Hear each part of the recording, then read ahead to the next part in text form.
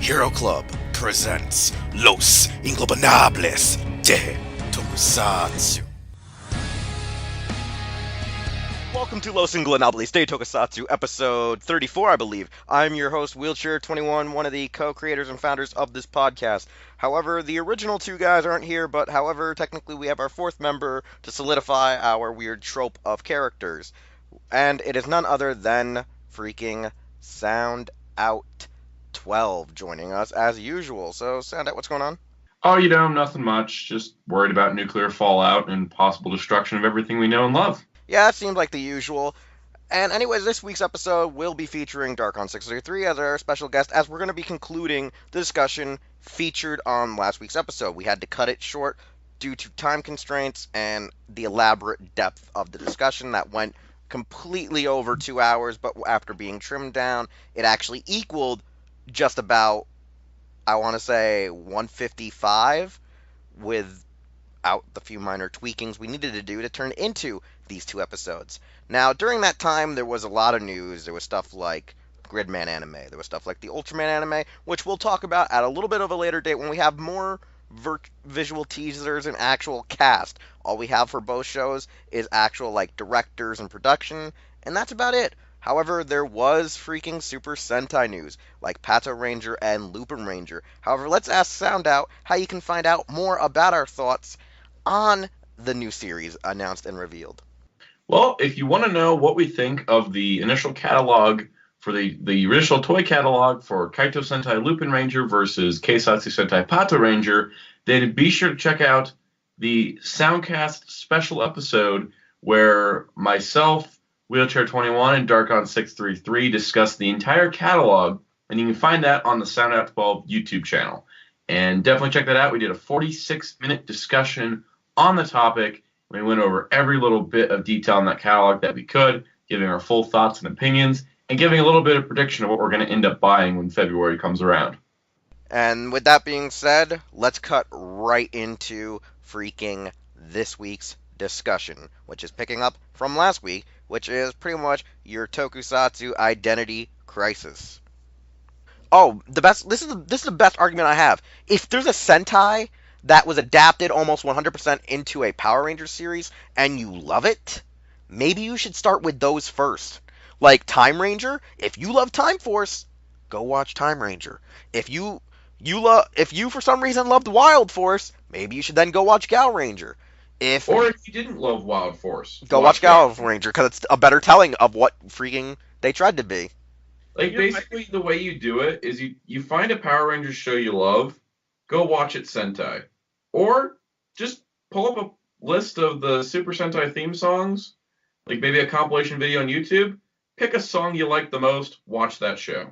Yeah, that's probably like the best analogy that even I can say, is like sometimes this theme song can hook you in. Because I remember there was I really want to say, like, one of the early Rider series when I wasn't really into Kamen Rider, I got quickly, like, addicted to one of the series just because of its theme song alone. And I think at the time it was really Blade. And then I kind of stopped watching Blade shortly after it switched to the second opening. Because I was like, this is some ludicrous shit right here. It's like the only time Kamen Rider switched openings, too. No, it happened again. Well, Den-O, but it just changed to a different version. Oh, no, yeah, well, no, I was going to say Hibiki did it. Well, that's because Hibiki was changed completely half. Oh, yeah. That was a different show. I know, and that's why, what's-his-face, the guy who did Kuga literally, like, jumped ship and started doing, like, his own other productions and Toku, like, shows for other companies. And they came out all right. One problem when it comes to Ultraman specifically, especially even though it's on Crunchyroll, it's getting licensed and doing all the promotions and stuff. I think the main reason is because of a lot of the stuff outside of Ultraman, since Ultraman is getting official license and Super Sentai is getting full official license. Since Kamen Rider isn't getting official license, that's its own thing. But if you think about it, when it just comes to the Crunchyroll thing, some people usually go to the Crunchyroll usually to watch anime and everything. So unless there's more stuff, like maybe if they were able to license Kamen Rider or something else on top of it, maybe they'll check out the section a little more than just because, oh, we're gonna watch it because. Yeah, but that's the thing about that brand loyalty, Darkon, is that, like, they're like, oh, why should I even consider Ultraman if they don't have Kamen Rider on Crunchyroll? And I'm not gonna lie, I really think that's the stupidest explanation ever as to why you're not going to watch a show is because you're salty that the show you like isn't on there. Like, But what? like the other side of that too, and I'm not gonna I'm just gonna play devil's advocate a little bit. The other side of it too is I think that Crunchyroll should be trying to bring over those toku that have more of those anime elements, and Writer has kind of plot progression like an anime. And I think Writer could get a lot more people into toku via Crunchyroll than Ultraman can. Here's my argument, and I'm going to play even better as double advocate. Most of Kamen Rider is fucked because of the business licensing deal with Saban. And Saban actually still, even though he doesn't have a copyright for Kamen Rider distribution in America, just working alongside Toei allegedly with their tokusatsu is what halts them from really coming over, as well as the Basically, internal structure the way at I've Toei. understood it to work, based on how it's been stated in interviews and such, is that Saban has first dibs at any Writer show coming over. Yeah, Just like they pretty have first much. dibs on any Sentai show coming over. Pretty much, if Crunchyroll wants to play ball, they have to like convince Saban to stop being a giant douche. Here But comes the but he's weird not going to thing. stop. What happens to Ryuki then? Ryuki has one of those technicalities of because Saban did not have the rights to that, but but due to the fact that afterwards, like if I recall correctly, Gia Lee stated that allegedly 4Kids wrote it off as a tax write-off, so they could get. Well, that's the thing. 4Kids wasn't involved with the production of Dragon Knight.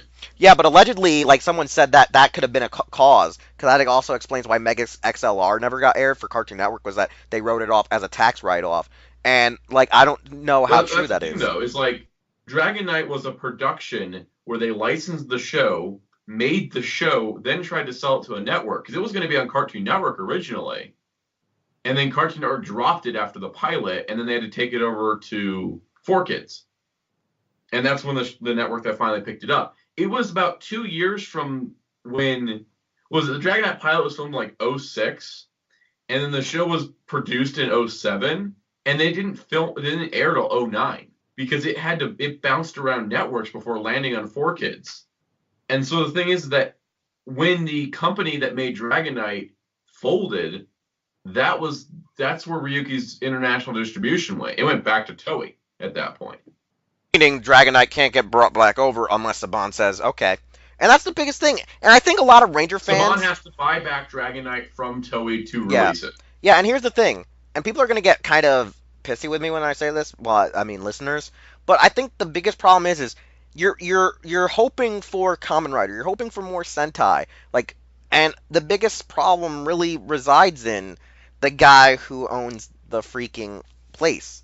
He, unfortunately, doesn't want you to have this. He doesn't think it's marketable. He thinks it's going to hurt his show. Here's the thing, your show's already hurt. Give it what you need to do to get money back. Let people know of the other shows. Stop being conceited and thinking Power Rangers is the brand. You have a multitude of other productions you could license off and still make residuals from, but you don't want to do it. If he just Digimon. Yeah, exactly. If he legitimately wanted to find a way to get, his money back for all the shit he's put into Power Rangers and not, received in return, why don't you, for frickin' once, decide and go, hey, let me put my freaking, money into bringing over what my audience is wanting. My audience isn't 8-year-old fucking boys anymore. It's grown-ass men who want to watch the original version. So, give us what we want. Give us Kamen Rider. Give us Metal Hero. Give us something, just give us whatever you can get your hands on, because I'm pretty sure he doesn't have to pay as much for, like, say, Kamen Rider maybe. I don't think he has to pay as much for Metal Hero or Sentai than he would Kamen Rider, because from what we still understand, Saban, like Toei and Saban, when it comes to the Kamen Rider property, is still on a little bit of rocky water with that situation still. That's the thing is like Saban. If Saban still had international distribution rights to any part of Kamen Rider, Master Rider would be on DVD by now, or at least on Netflix. It didn't show back up when they put out Beetleborgs, VR Troopers, and Power Rangers. Master Rider didn't show up again. And I think it's because Toei doesn't want to license Kamen Rider to Saban in any way. And don't forget, before Saban bought back the rights to Power Rangers and Crunchyroll wanted to become a legit streaming service and was becoming a legit streaming service, they asked Toei what do they need to do to acquire, like, Super Sentai, Metal Hero, or Kamen Rider. And from what I understand with just the Garo production, even though they're not from the same company, they're allegedly asking for outrageous prices because they're afraid they're going to get burned like Saban kind of did when he brought over Masked Rider. And so they don't want to play ball because they're afraid it'll hurt their properties, it'll hurt their characters, it'll hurt their image. It's almost like how Toho is with Godzilla. Show, like with Masked Rider, it was a bad enough show and it wasn't commercially successful. And it was the first one out of the gate. So if you get first out of the gate, complete bomb, you don't have any legging, and so there's no footing there, and that's a really scary situation because they can lose money on that deal. Yeah, and that's what hurt them, is the fact that they're so scared with Kamen Rider, which is now their true flagship entity yet again. That it is their number one show. Exactly. They don't want to take the chance. And even though Crunchyroll, when it was starting out, they saw the potential in Tokusatsu, and Toei shut the door in their face and said, "You can have our animes. We're just not giving you our live action." And then Tsuburaya was like, "Go right the fuck ahead." Tsuburaya needed money too.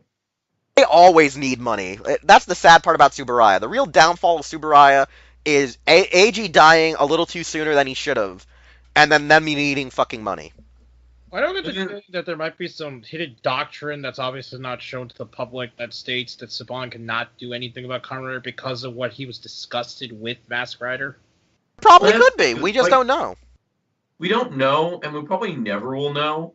But the thing is that when it comes down to it, I think that in the Disney era, if Disney had said, "Oh, we want to do a Kamen Rider show," Toei might have been game for it.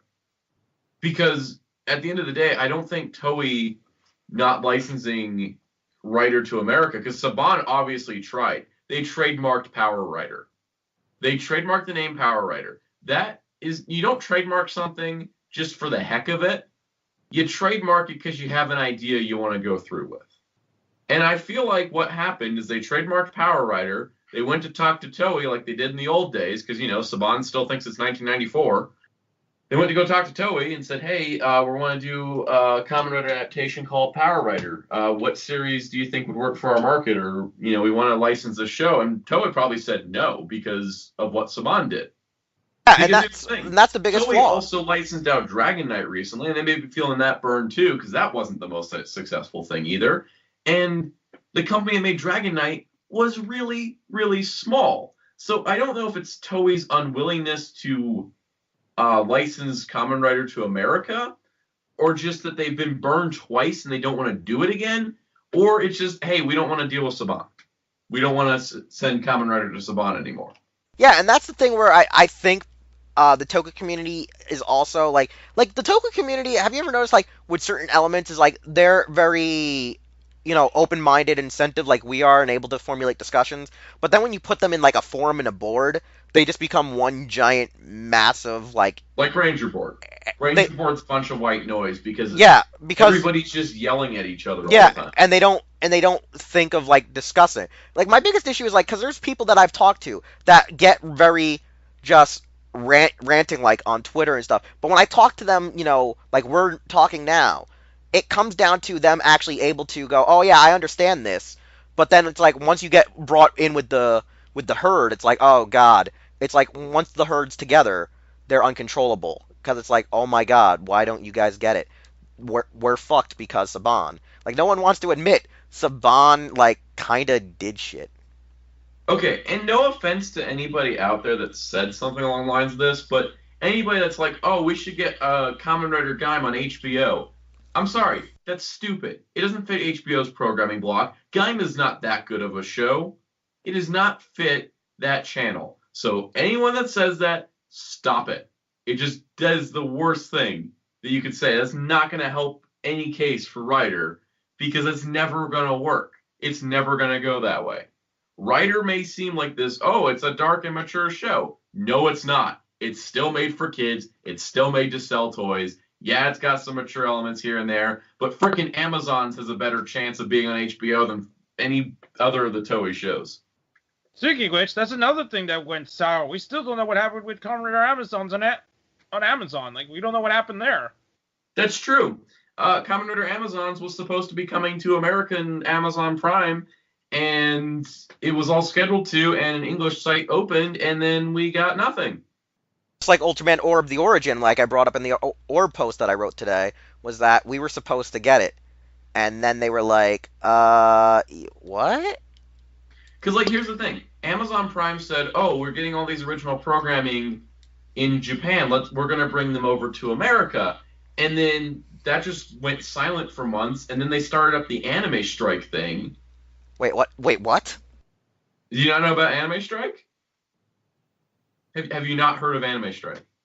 Anime Strike is Amazon Prime's anime streaming service that costs $14.99 a month on top of a Prime membership, or you can get it separate from a Prime membership, but it's not included with Prime. It's a $14.95 anime thing, and there's certain animes they've licensed exclusively for Anime Strike, and it's the only way to watch them in either country, either Japan or America. This is stupid. They're stupid. They should feel bad. I feel disgusted. Cause like, I don't get it. Is it just that are the companies that are owning these titles not wanting to play ball, or is it the fact that the companies that are wanting to bring it over underestimate or over or just believe that they can like get over with it? Do you think is like the fact that like when the companies go, oh, we want to get this show, because that's what happened with Garo. They thought, oh, we're gonna get this. Then they hear it's like $500,000, and they're like, no, thank you. I don't know. Like, here's the thing: is we got that like information about Garo, like how Funimation couldn't license the live action show, and I wonder it comes down to the fact that they licensed the Garo animes, and then they dubbed the Garo animes because what Funimation does, and then they released them, and they put them on their streaming service, and then later on Crunchyroll, and there was also the Blu-rays. And then now we got Section 23 Films, which is like the budget company of anime releases, honestly. And they got the license to the original Garo series on Blu-ray. On Blu-ray, no less. Like, it's going straight to Blu-ray, it's sub-only, and each volume's like $24. So they're like insanely cheap for Japanese shows released. And they're being licensed by Sentai, or Section 23 Films' very small Kraken releasing division, which only released Godzilla movies prior. Like, is it that TFC didn't want a company dubbing? Was TFC afraid that Funimation was going to dub the live action Garo shows, and they didn't want that, so they jacked the price up for Funimation? No, originally I heard that the reason that price was for the first two animes and just the tokusatsu together, like as a complete package deal for distribution in North America. I don't know if that meant also being dubbed too, but that was what I heard was like the working agreement was if they wanted the toku and they wanted the first two animes allegedly, they had to pay like $500,000. I think up front, up front they wanted all the live action produced at the time when they made the arrangement. I think they were trying to get everything that was out, and I think like that's why. Like, I think they were trying to get the entire like production. You know what I'm saying? Like, I think they wanted the first series, the TV movie, the Gaiden, the second series. I think they wanted like the franchise, and they wanted like $500,000. Everything. That's why it cost them a bunch. Yeah, that is a profitable franchise. And there's a lot of productions between movies, TV shows, spin-offs, base cinemas. There's so much there that's why it probably cost a lot, because that franchise has multiple facets. And a lot of that's what I think got them fucked. Than the shows do. Yeah, that's what I think got them really screwed over, was that they wanted the package. They didn't just want Garo the anime. They wanted Garo. They wanted that to be... Because don't forget, Funimation has on at least 2 separate occasions, like, really tried to get over with I think doing live action, branding. They've tried to. They tried with Funimation and Films. It just didn't work out for them. Yeah, And I mean, like, I think they try, they really do, but they're just not all there. Because, like, I mean, some of the movies they did bring over were kind of unique and cool, but some of the other ones were, like, in that era of, like, Tokyo Gore, Tokyo Shock, and, like, it's kind of just ass, I guess. I don't. And then here's the other thing too. I can't think of the last time Funimation did a sub-only release. Like they dub everything, and they simul-dub, and they do all this extra dubbing work because they're a dubbing studio. And like, what I don't get is like, I don't understand where the licensing changed because obviously, if Funimation was trying to buy the entire Garo franchise at once, it probably cost a lot of money. And then they just decided to go with the anime because that was kind of in their wheelhouse.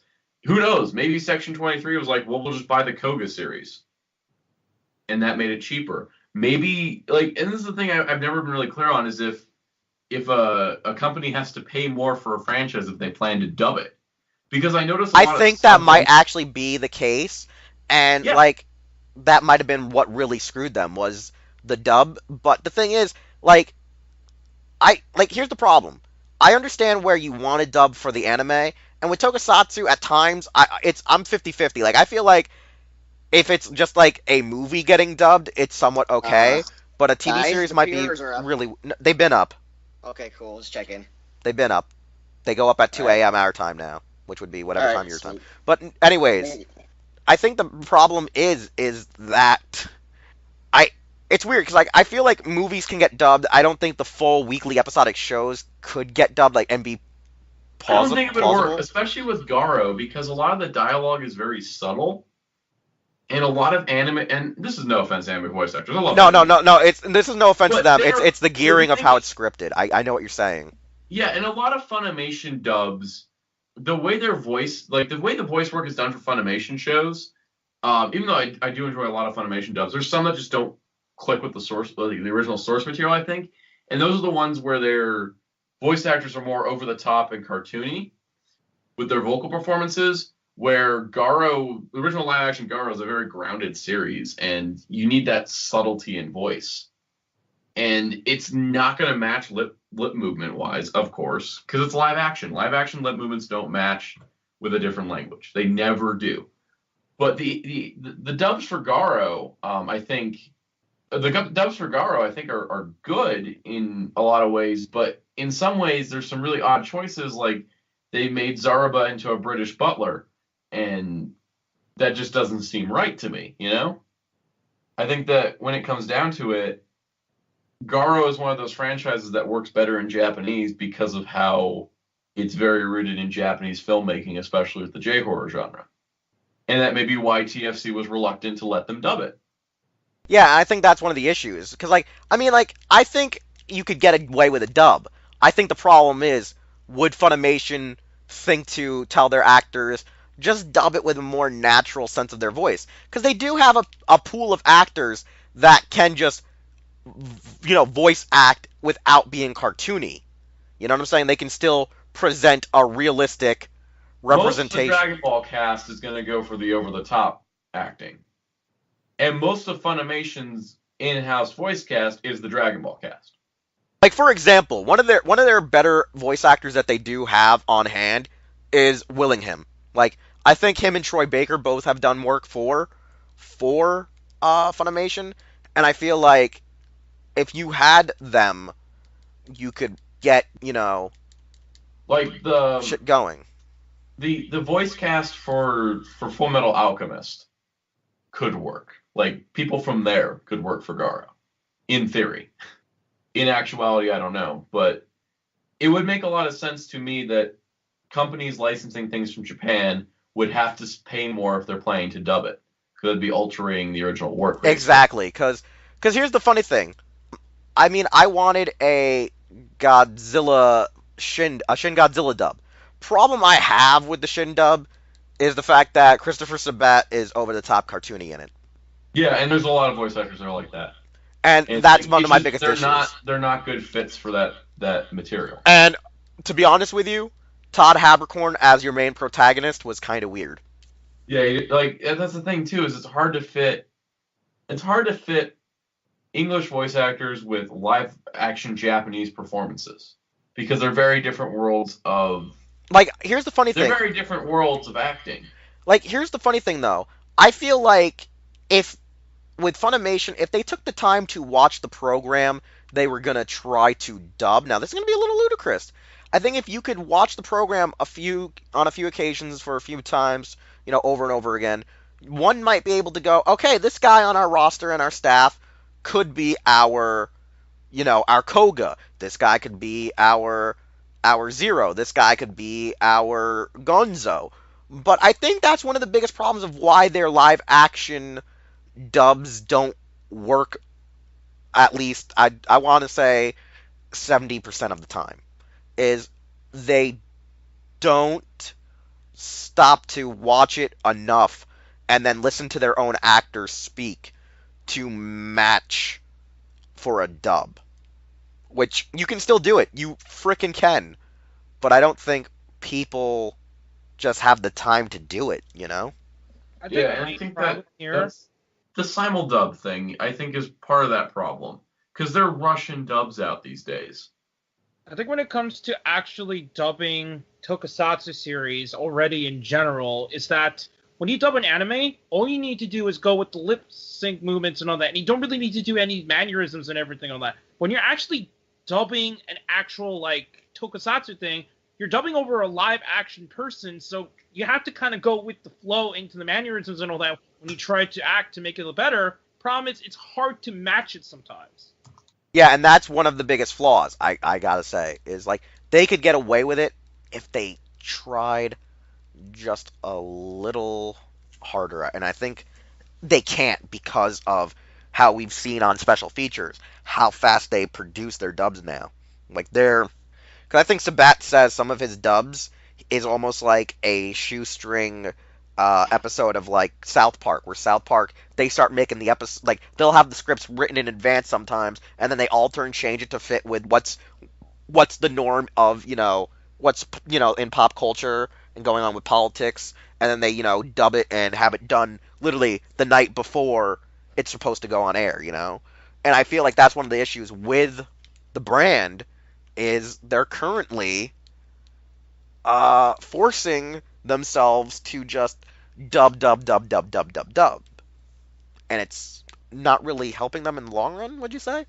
I mean, Garo Vanishing Line got its first episode dubbed 3 weeks after it aired in Japan.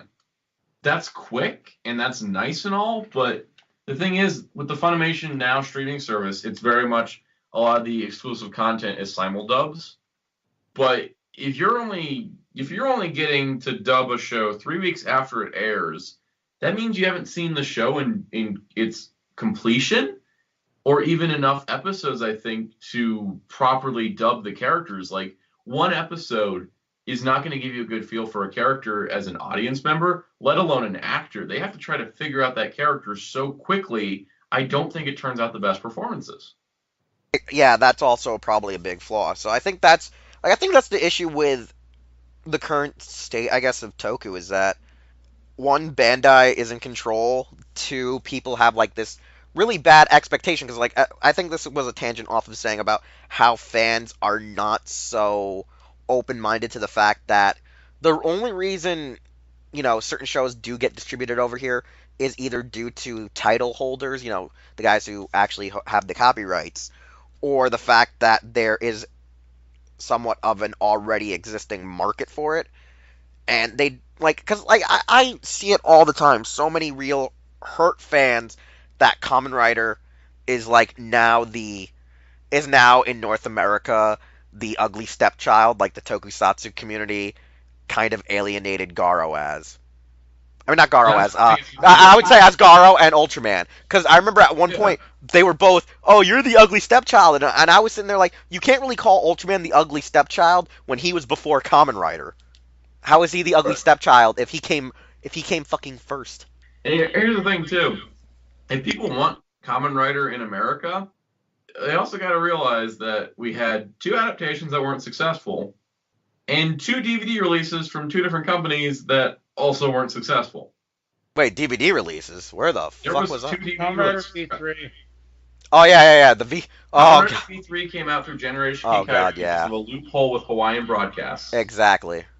And then Kamen Rider the First came out on DVD via Media Blasters Yeah. Tokyo Shop label. And I'm not gonna lie, I remember at least in the circles that I used to associate with, it was actually a highly sought after thing when the first came out. At least when the first came out.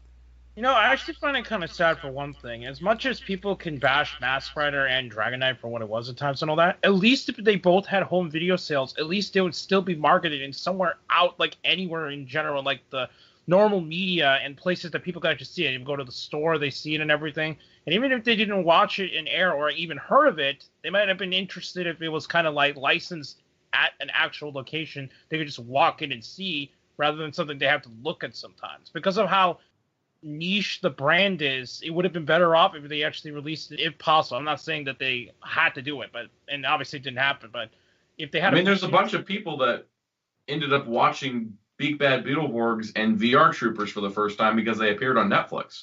Yeah. So if they just had some kind of marketing in general, I think they would have done better, even if the original runs weren't that good. Yeah, and I think that's one of the biggest flaws is that people, like as I said, I think one of the biggest issues is that we have a bunch of fans that I think they overestimate or overly think that everything is effing possible. Because I know there's some that just do the most stupidest shit, you know what I'm saying? Like they say stuff, they think stuff, as you say, the HBO thing. And I think they just don't get the marketability, you know what I'm saying? Like as you were saying, that certain stuff just doesn't fly here. And it's a sad fact that we're kind of all effed, you know? Basically, our only shot at Rider having any success in America is if Amazon's comes over. Because Amazon isn't like other Rider. This is the thing. Rider, especially the more recent series, are very bright, very campy in looks. Not necessarily in plot lines, but X8 is pink, okay?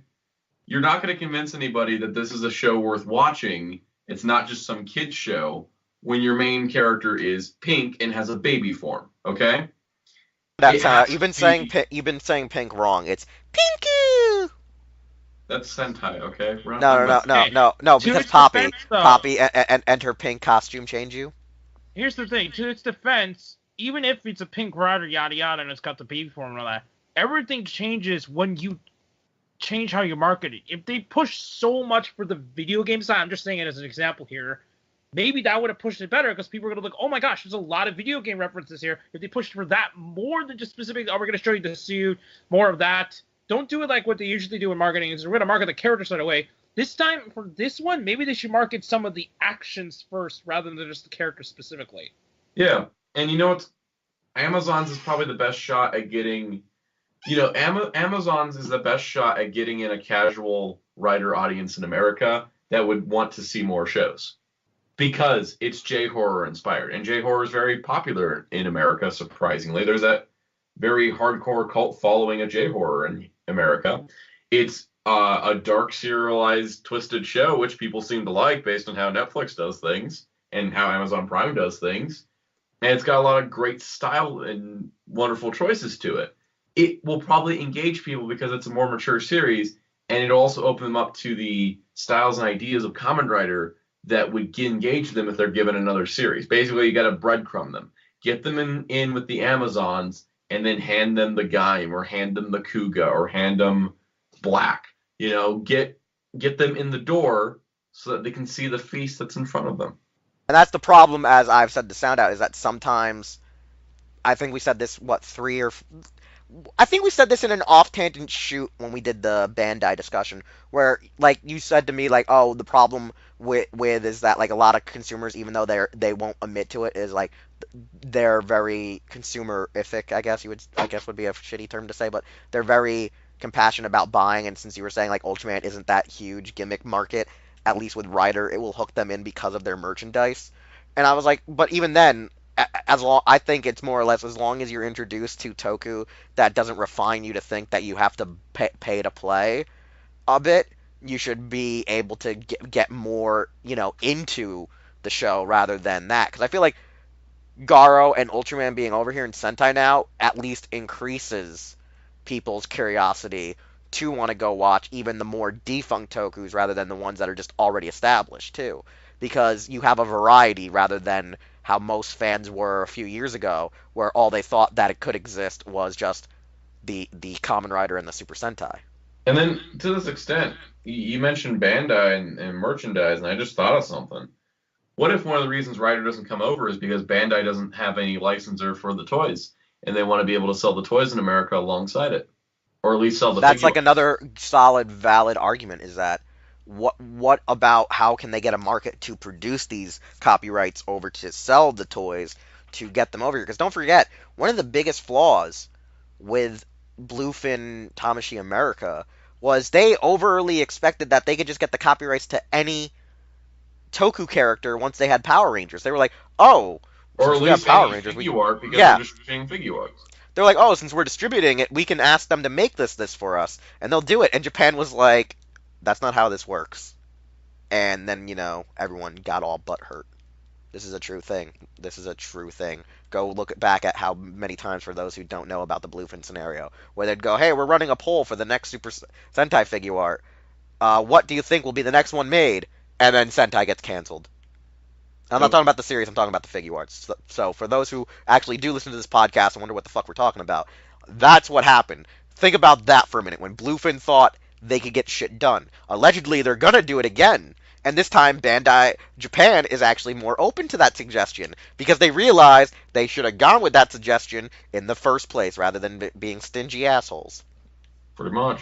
I just find it sad that when Dragon Knight was actually licensed and released and so on, it came out at a time where everything was going in the smaller scale. So the Dragon Knight figures in general, on top of everything, didn't sell well because they were way too small and limited for what they did. They couldn't do what Star Wars did when it comes to like the articulated and semi-articulated figures because it wasn't as big of a brand. They should have just waited somehow, because everything just timed poorly.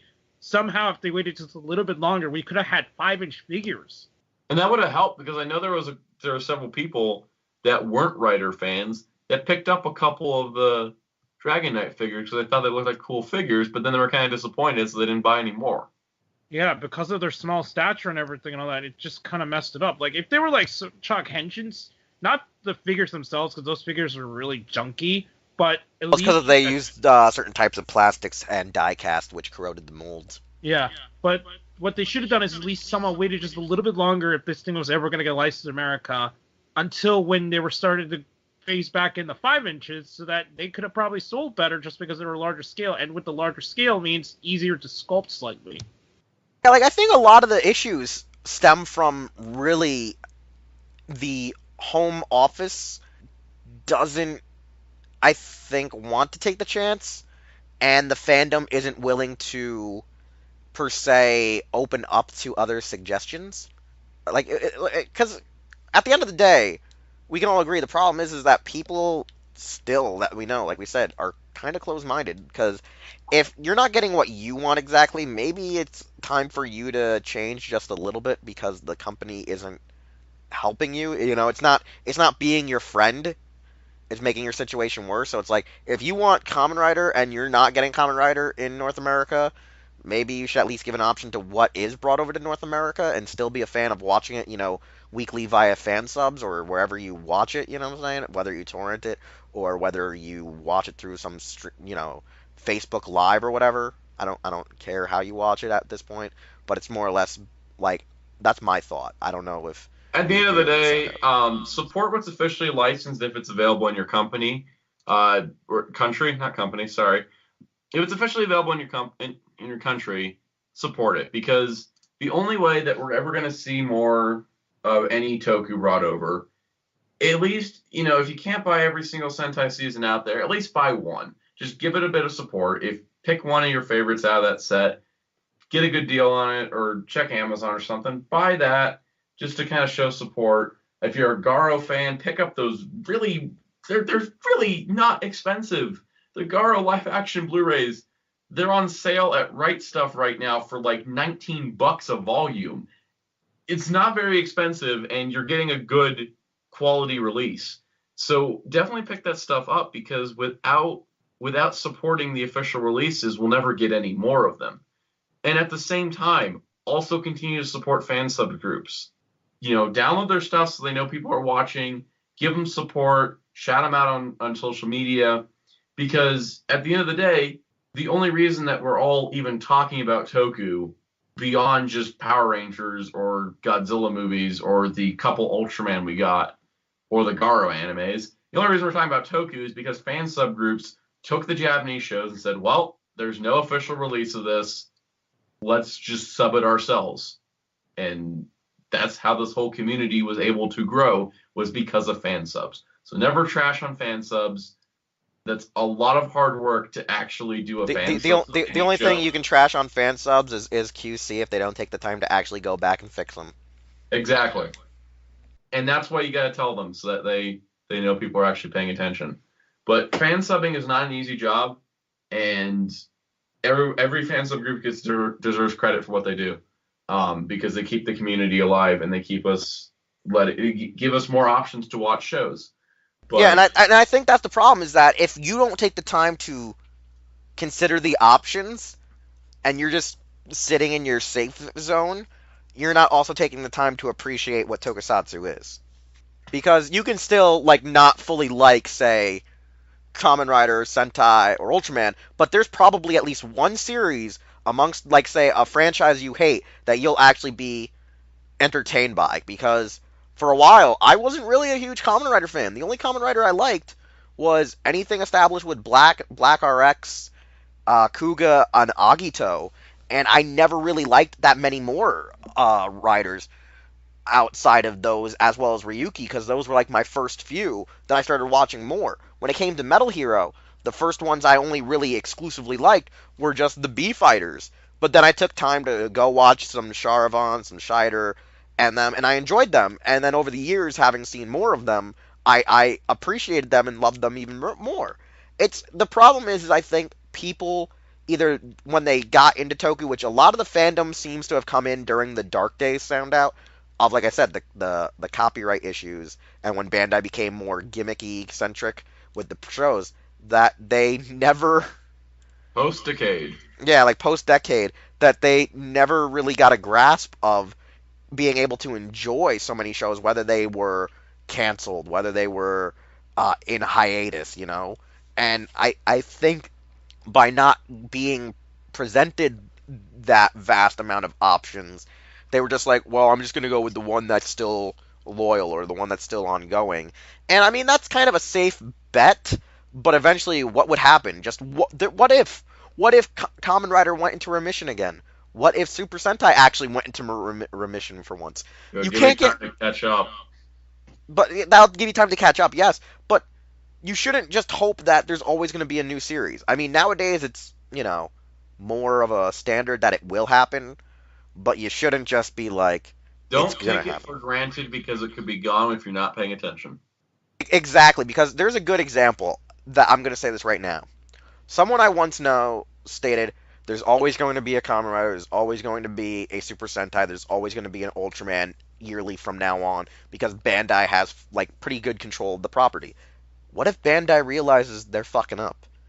And they go pull the show? What if Bandai's sales drop? Because they get overconfident. Or what exactly. What if they have multiple bad years in a row, and then the sales just drop and there's just nothing left?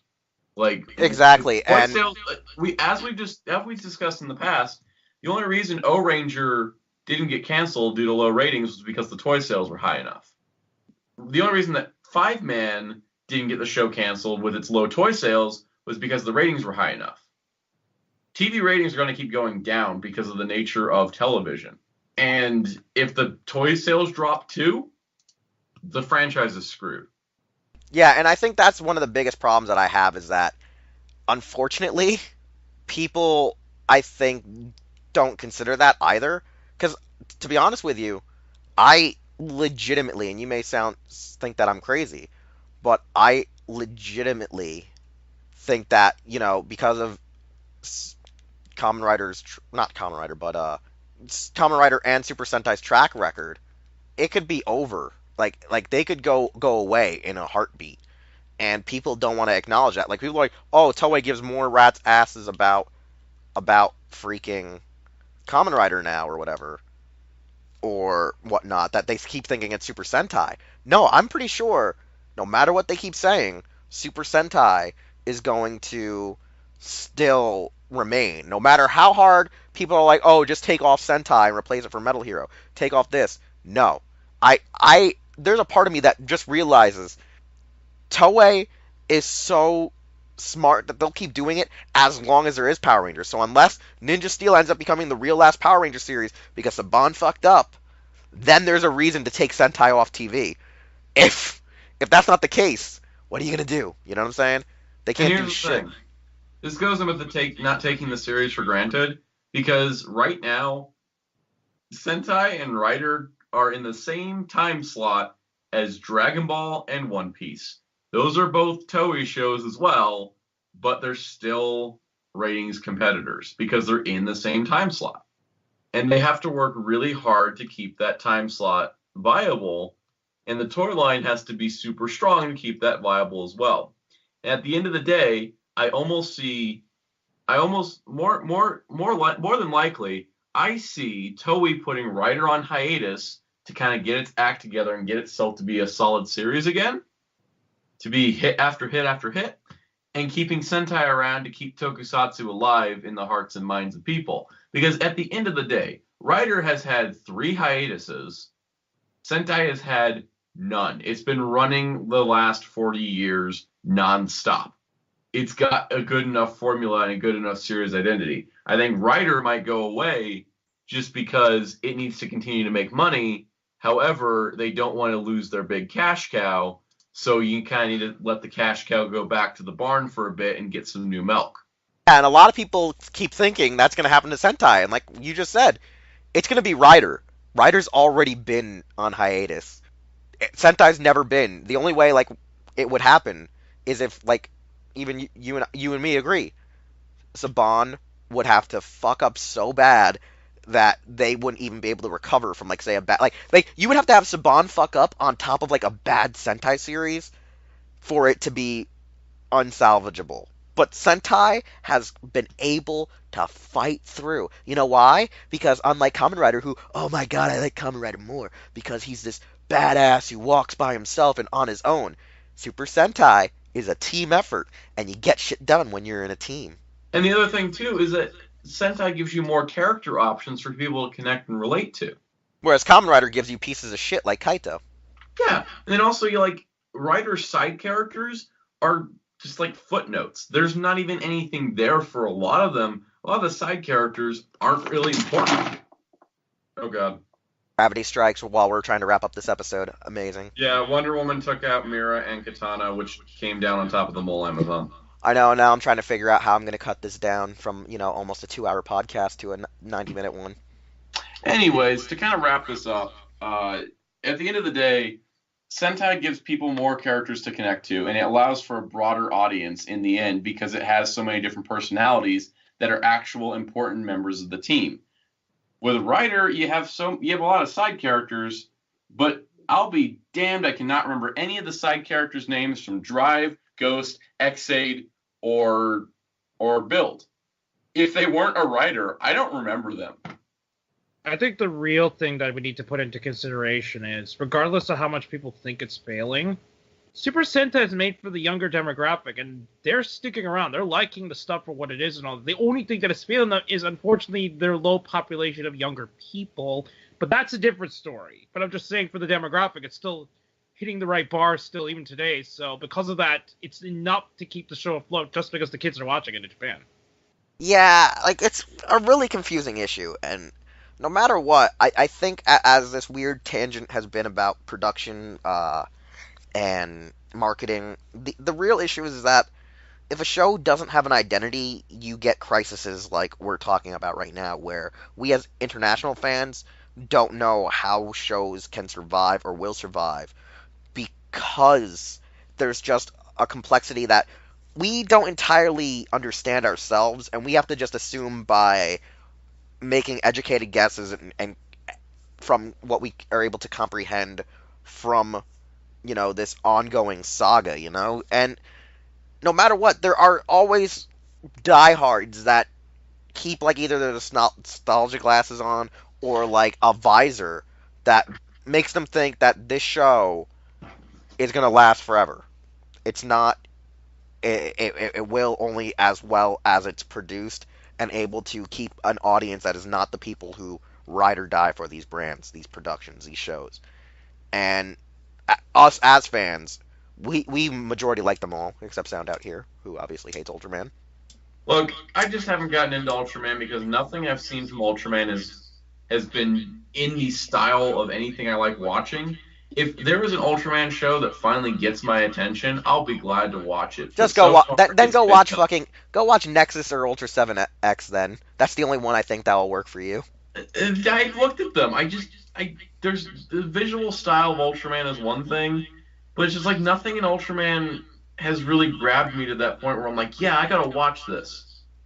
And maybe someday it will. You know, I'll give it a shot if there's something that pops up, and I'm just Like like, I still don't know what actually hooked Dark on. I don't know what actually hooked him, other hey, than let's figure out Asuna's what ass. Pirates Masquerade besides Hype Train I don't even know what hype train he got on because like who? X.